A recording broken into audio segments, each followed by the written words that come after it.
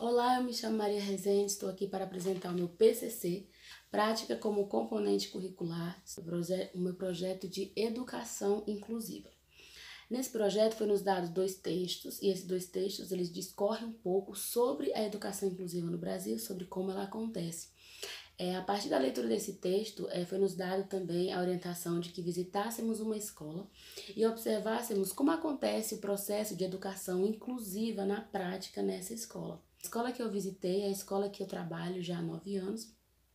Na verdade, há esse tempo todo a gente vem observando esse processo e visto que esse processo ele não tem acontecido, o processo de educação inclusiva na prática não tem acontecido. A escola recebe sim alunos, na verdade são 7 alunos com deficiência, cadeirante, crianças com autismo, criança com microcefalia, crianças com paralisia cerebral.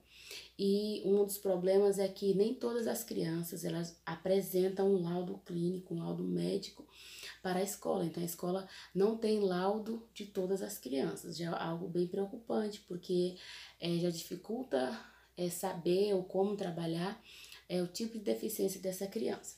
Diante disso, foi nos proposto que criássemos um projeto a partir desse entendimento de como deve acontecer a educação inclusiva na prática. O meu projeto tem como tema direito de conviver e aprender. Por que direito de conviver e aprender? Porque é um dos problemas que eu vejo que acontece nessa escola específica. Os alunos, eles não ficam juntos o tempo todo, né, no processo do dia a dia, eles não ficam juntos, então já é tirado daí deles o direito de conviver, o direito de participar, o direito de estar se integrando socialmente, então é algo que já preocupa bastante, porque esse processo não acontece desde que essa criança é inserida na escola. E muitas crianças dessa escola já começaram a estudar em idade avançada, então o processo de adaptação, o processo de socialização, ele demora ainda mais a acontecer. E ainda assim, há muitas reclamações de crianças que começaram desde cedo e mesmo assim esse processo ele não foi garantido a elas. E aí nos diz para discorrer sobre o período a ser trabalhado. Na minha opinião, o período de inclusão ele deve ser trabalhado em todo o processo letivo, não apenas no momento ou outro da educação, mas em todo o processo letivo. Série ou anos que serão trabalhados ou contemplados pelo projeto. Eu acredito que todo aluno, que toda criança, ela tem direito. Não é nem o que eu acredito, né? A lei diz que toda criança na idade escolar, ela tem o direito de ser inserida, né, na educação inclusiva desde as séries iniciais até o ensino médio, falando em educação pública. O objetivo geral do projeto. Ampliar a visão e o entendimento de que a inclusão vai além de receber crianças com deficiência nas escolas, até porque isso é lei no nosso país, mas que incluir é garantir a esse indivíduo fazer parte do processo escolar. Isso desde o planejamento da estrutura do prédio escolar, como adaptações, banheiros, espaço de refeitórios, salas e etc., como no planejamento do currículo, planejamento pedagógico, fazendo assim valer o direito a esse indivíduo de conviver e aprender. Nessa escola em específico, nessa rede municipal que eu conheço um pouco, uma das maiores dificuldades desse processo de inclusão na prática é que o plano pedagógico, o trabalho anual, plano anual, ele não é feito pensado na inclusão dessas crianças. Ele é feito pensado nas crianças tidas como normais. E enquanto que essas outras crianças elas ficam fora à parte. Então elas nesse momento já acontece o processo de exclusão. Eu vejo que se a escola contém ou não alunos com deficiência, porque eles poderiam chegar depois, essa escola já tem que pensar no seu plano pedagógico a partir do início do ano letivo, já pensando na inclusão dessas crianças, que atividades eu posso fazer, que atividade eu posso criar para que elas sejam incluídas de igual forma como todas as demais crianças. Então é um processo preocupante, não só nas estruturas, porque até as escolas são bem espaçosas, com exceção de uma que eu conheço, mas as escolas são bem espaçosas e teriam ambiente físico suficiente para essas adaptações, mas a maior dificuldade é fazer o plano pedagógico, é criar os currículos anuais pensando nessas crianças. Isso acontece por quê? Porque os professores não estão sendo capacitados nessa área, eles não estão acompanhando, não estão participando de formações continuadas, então fica uma educação engessada e onde essas crianças são penalizadas, as famílias são penalizadas e o processo de inclusão ele não acontece de fato.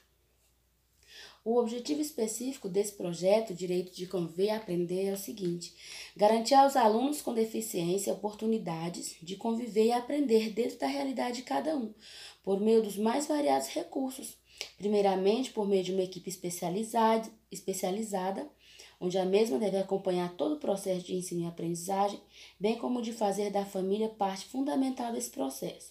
Ofertar a esses alunos salas de recursos didáticos, espaços de terapia ocupacional e, por último e mais importante, na minha visão, conscientizar os gestores municipais e toda a rede da educação a importância do processo de capacitação frequente para melhorar e atender a esse público.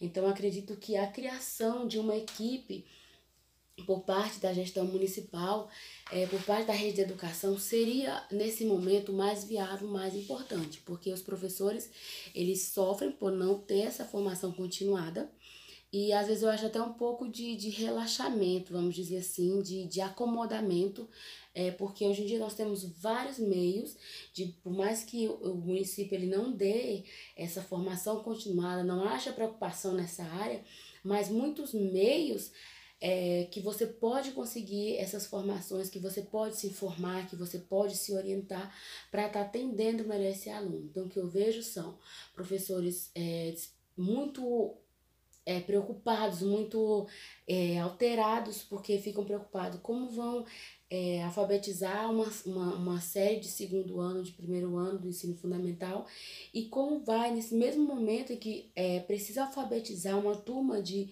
8, 10 ou mais alunos, acompanhar essa criança também. Então, a educação dessa criança, o processo de evolução dessa criança, ele fica muito a desejar. A criança sente essa exclusão, a família sente essa exclusão, e na prática a gente vê essas pessoas cada vez mais excluídas. Elas estão dentro do muro da escola, muitas vezes elas estão lá no horário da escola, mas elas não fazem parte efetivamente desse processo. Tanto que essas crianças ficam muito pouco tempo, ou quase nenhum tempo, junto com as outras crianças na sala de aula. 3 anos seguidos, eu trabalhei com esses 7 alunos e ficávamos numa sala e eles não tinham acesso aos demais alunos, a não ser na hora do recreio.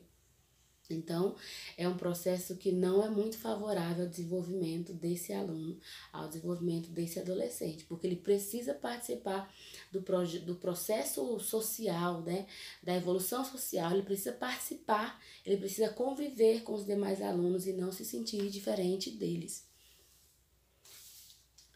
A justificativa para criar esse projeto é que, diante de um tão grande quadro de exclusão social em que vivemos, também na área da educação, é necessário e urgente que se pense em medidas que se façam de fato com que esses direitos sejam garantidos, a fim de que possamos ver mais crianças, adolescentes e jovens progredindo na vida social.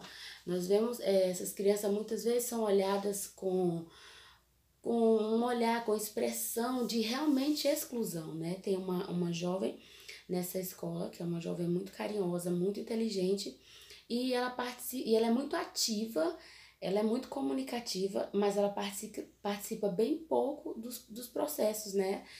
Dos processos culturais da escola, e assim como os demais. Ela ainda participa, por ela ser tão ativa, por ela ser tão comunicativa, ela participa até mais que os outros. Tem alguns que nunca participaram de nenhum projeto cultural da escola, por exemplo. Então, daí a gente vê que esse processo pedagógico, de que esse plano, de que essa inclusão ela não acontece para todos, né? E não acontece da forma como deveria acontecer.